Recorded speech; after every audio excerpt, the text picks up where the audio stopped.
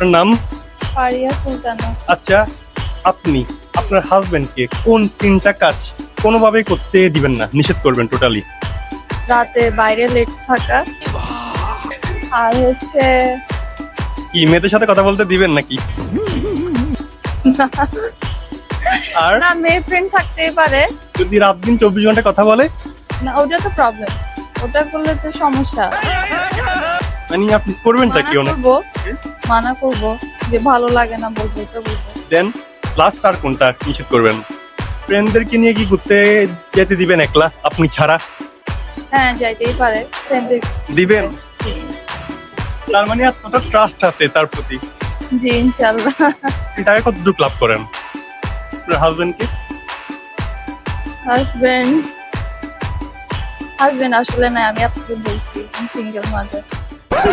এত বড় ধোঁকা!